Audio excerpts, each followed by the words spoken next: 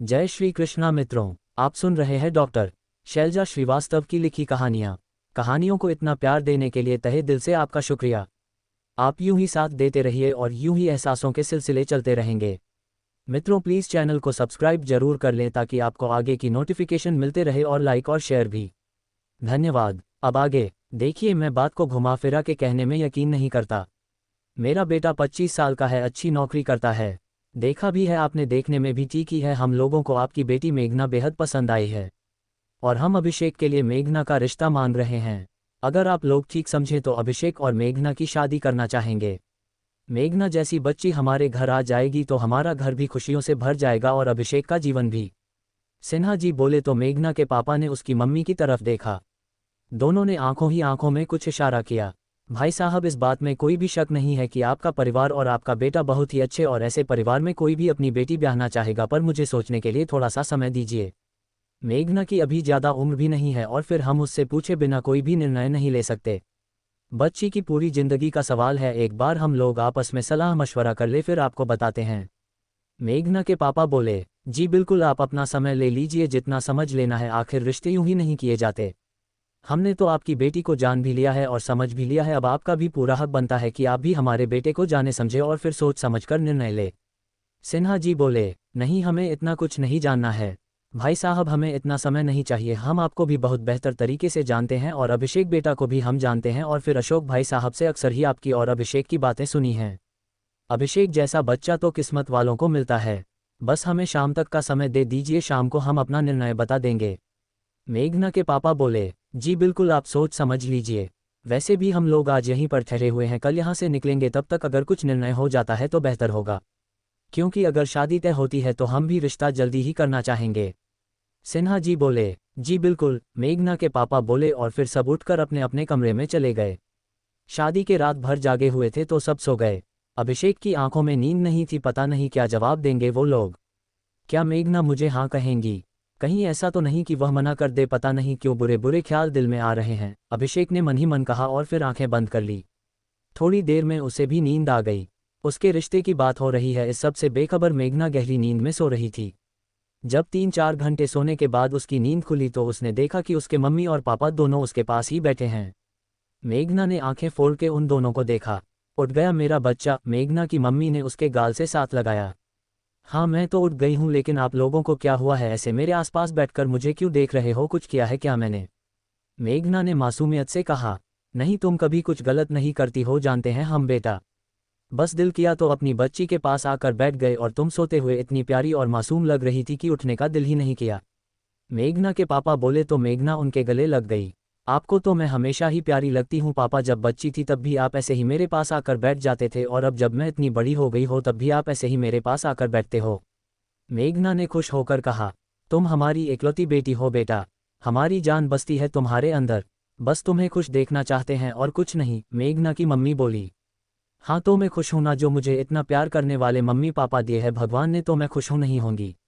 मैं बहुत बहुत बहुत खुश हूं, और आप लोग वर्ल्ड के बेस्ट मम्मी पापा हो। मेघना मम्मी से लिपटते हुए बोली, बेटा हमने तुम्हारे बारे में कुछ सोचा है, हम चाहते हैं कि तुम भी अपनी राय बताओ। कि मम्मी ने कहा तो मेघना ने उसकी तरफ देखा।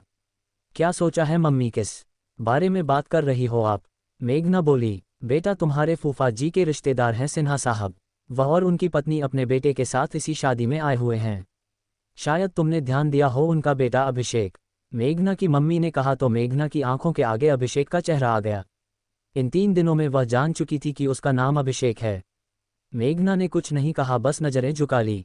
बेटा, उन लोगों ने अभिषेक के लिए तुम्हारा रिश्ता मांगा है। उन लोगों को तुम बहुत पसंद आई हो और वह चाहते हैं कि तुम्हारा और अभिषेक का रिश्ता हो जाए। हमने उनको शाम तक के लिए टाल दिया है क्योंकि हम जानना चाहते थे कि तुम्हारी पसंद क्या है। तुम्हें इस रिश्ते से कोई आपत्ति हो तो हम बिल्कुल मना कर सकते हैं। बाकी मुझे और तुम्हारे पापा को अभिषेक और उनका परिवार बहुत अच्छा लगा है।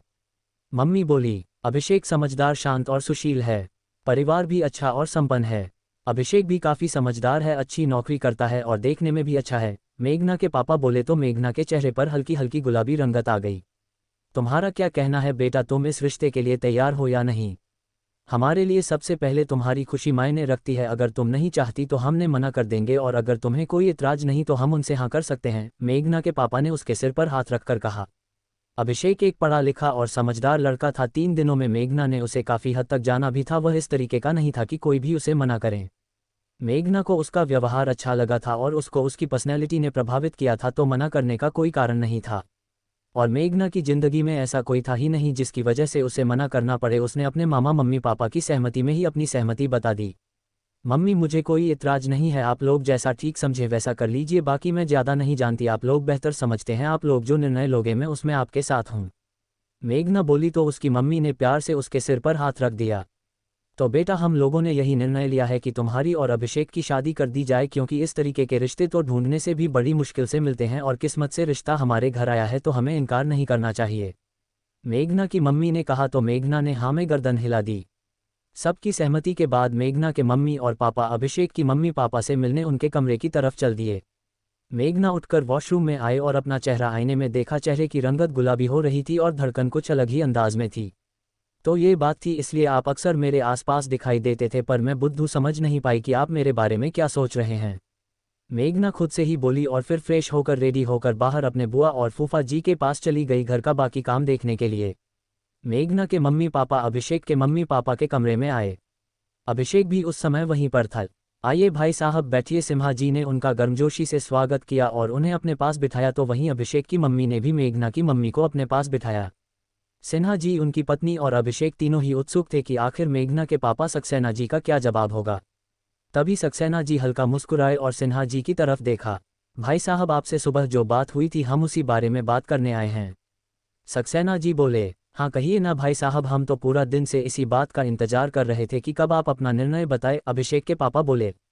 भाई साहब, हम आपकी बात से सहमत हैं और हमने मेघना से भी बात कर लिए, वह भी इस रिश्ते के लिए तैयार है, तो आप जब चाहे तब मुहूर्त निकलवा लीजिए। बच्चों की सगाई करवा देते हैं, फिर शादी का जब मुहूर्त होगा शादी भी हो जाएगी। वैसे भी मिली जुली रिश्तेदारी है हमारी, तो कुछ भी कहने सुनने वाली कोई बात नहीं है। सक्सेना जी बोले। धन्यवाद भाई साहब, आप नहीं जानते कि आपने हमें कितनी बड़ी खुशी दी है। पिछले 3 दिनों से हम तीनों के दिल में मेघना ने वो जगह बनाई है कि अगर आज आप मना कर देते तो हमें तकलीफ होती। हम जल्दी ही मुहूर्त निकलवा कर आपको बताते हैं। सारे काम शुभ मुहूर्त में ही होंगे। हम बस अभी 1 घंटे बाद निकलने ही वाले हैं और फिर कल तक सगाई का मुहूर्त निकलवा कर आपको बता देते हैं और शादी का भी। सिन्हा जी बोले। थोड़ी बहुत और फॉर्मेलिटी की बातचीत के बाद सक्सेना जी पत्नी के साथ उठकर अपने कमरे में चले गए। अभिषेक के चेहरे पर खुशियों की चमक बिखरी हुई थी। बस बेटा, 1 घंटे बाद हम लोग निकलते हैं ताकि समय से घर पहुंच जाएंगे और पंडित जी से बात भी कर लेंगे। मिसेज सिन्हा बोली। जी मम्मी, अभिषेक बोला और कमरे से बाहर निकल गया।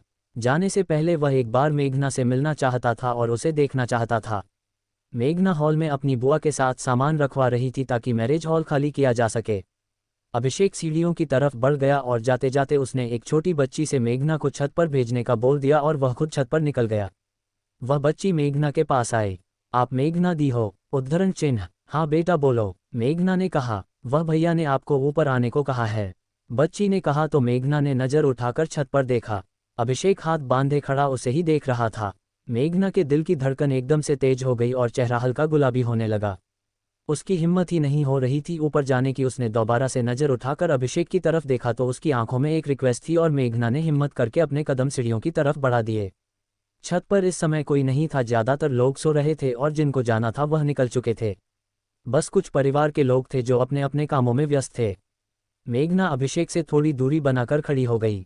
अभिषेक ने उसकी तरफ देखा और फिर गहरी सांस ली। मेघना। अभिषेक के मुंह से अपना नाम सुनकर मेघना को एक अलग ही खूबसूरत एहसास हुआ और उसने आंखें उठाकर अभिषेक की तरफ देखा, पर उसकी जुबान से कोई भी शब्द न निकले। तुमको पता चल ही गया होगा कि हमारे घर वालों ने हमारा रिश्ता तय किया है, अभिषेक ने कहा तो मेघना ने गर्दन झुका ली। वैसे तो तुम्हारे मम्मी पापा ने बता दिया कि तुम्हारी सहमति और इच्छा से यह रिश्ता हो रहा है, फिर भी मैं तुम्हारे मुंह से सुनना चाहता हूँ। मैं किसी भी तरीके के जबरदस्ती वाले रिश्ते में विश्वास नहीं रखता। मुझे तुम अच्छी लगी, यह मेरा पक्ष है, पर क्या तुम्हें भी मैं इस योग्य लगा कि तुम मेरे साथ अपनी जिंदगी बिताना चाहो? क्या तुम इस रिश्ते के लिए खुशी खुशी और दिल से तैयार हो? अभिषेक ने पूछा तो मेघना ने एक नज़र उसकी तरफ देखा और फिर आंखें झुका ली। उसे समझ नहीं आ रहा था कि वह क्या जवाब दें। अभिषेक उसके थोड़ा करीब आया और उसने मेघना का हाथ अपने हाथों के बीच ले लिया। मेघना का हाथ एकदम से ठंडा हो रहा था। अभिषेक ने उसके हाथ के ऊपर अपनी दूसरी हथेली रखी। इतना डरने की और घबराने की जरूरत नहीं है मेघना, मेरे लिए सबसे पहले तुम और तुम्हारी खुशियां होंगी, उसके बाद कुछ और तुम बेफिक्र होकर अपने दिल की बात कह सकती हो। अगर तुम्हें इस रिश्ते से ऐतराज है तो भी तुम कह सकती हो। यकीन मानो तुम्हारे ऊपर कोई बात नहीं आएगी, मैं अपनी तरफ से मना कर दूंगा। और अगर तुम इस रिश्ते के लिए दिल से तैयार हो तो बता दो, जिससे कि मेरे दिल को तसल्ली हो जाएगी, अभिषेक ने कहा। तो मेघना ने उसकी तरफ देखा और फिर सिर हिला दिया। इसका क्या मतलब समझूं मैं? घबराने की जरूरत नहीं है, तुम आराम से अपनी बात कह सकती हो। अभिषेक बोला, जी मुझे कोई एतराज नहीं है, रिश्ता मेरी खुशी से और मेरी सहमति से ही हो रहा है, मेघना ने झेपते हुए कहा। इस दौरान उसने एक बार भी नज़र उठाकर अभिषेक की तरफ नहीं देखा था। उसके भोलेपन पर अभिषेक को बेहद प्यार आया था और उसने अपना हाथ मेघना के गाल से लगाया तो मेघना ने आंखें उठाकर उसकी तरफ देखा। घबराने की जरूरत नहीं है और तुमने यह बात कहकर मेरे दिल से बोझ उतार दिया। बस अब से तुम्हारी जिंदगी में सिर्फ और सिर्फ खुशियां होंगी, वादा करता हूं मैं, अभिषेक बोला। मेघना बस उसे एकटक देख रही थी। अभिषेक ने अपना कार्ड निकालकर उसके हाथ में रख दिया। इसमें मेरा नंबर है, घर जाने के बाद मुझे कॉल करना, मैं तुम्हारे फ़ोन का इंतजार करूंगा, अभिषेक बोला और तुरंत सीढ़ियों उतर नीचे चला गया। वो मेघना को और ज़्यादा अनकंफर्टेबल नहीं करना चाहता था और ना ही चाहता था कि कोई उन्हें साथ देखकर बेवजह बातें बनाए। अभिषेक चला गया है। मेघना को जब इस बात का एहसास हुआ तो उसने गहरी सांस ली और उसके चेहरे पर मुस्कुराहट आ गई। आप वाकई में बहुत अच्छे हैं और मुझे विश्वास हो गया है कि आपके साथ रिश्ते के लिए हाँ करके मैंने कुछ गलत नहीं कहा। आपको मेरी भावनाओं की, मेरी इज्जत की हर बात की परवाह है, मेघना में मन ही मन कहा और फिर नीचे चली आई। आकर वह सीधे अपने कमरे में चली गई क्योंकि इस समय वह किसी का सामना करने की हालत में नहीं थी। एक अलग ही नर्वसनेस और एहसास उसे हो रहा था, इसलिए उसने अकेले रहना ही बेहतर समझा। थोड़ी देर में अभिषेक अपने मम्मी पापा के साथ मुंबई निकल गया और अगले दिन सुबह मेघना भी अपने मम्मी पापा के साथ अपने घर निकल गई। घर पहुंचते ही अभिषेक के मम्मी पापा ने पंडित जी को बुलाया और सगाई और शादी की तारीख निकालने को कहा। अगले हफ्ते सगाई के लिए अच्छा मुहूर्त है और शादी 1 महीने बाद ठीक रहेगी। पंडित जी ने दोनों मुहूर्त बताएं और निकल गए। अभिषेक बहुत खुश था, साथ ही वह बार बार अपना फ़ोन भी देख रहा था। मेघना का अब तक कॉल नहीं आया था। यह अब तक तो घर पहुंच गई होगी, फिर इसने फ़ोन क्यों नहीं किया, अभिषेक मन ही मन बोला। उधर मेघना अपने घर में अपने बैग में अभिषेक का दिया हुआ कार्ड ढूंढ रही थी, जो ना जाने कहाँ खो गया था। पता नहीं मेरे बारे में क्या सोचते होंगे, मैंने उनका नंबर भी गुमा दिया। हे भगवान, कहीं मुझे गलत ना समझने लगे, कहीं ये ना सोचने लगे कि मुझे घमंड है और मैं उन्हें इग्नोर कर रही हूँ।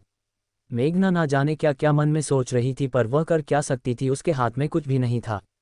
नंबर खो चुका था। झिझक और शर्म के कारण मम्मी पापा से अभिषेक के घर का या अभिषेक का नंबर नहीं ले सकती थी।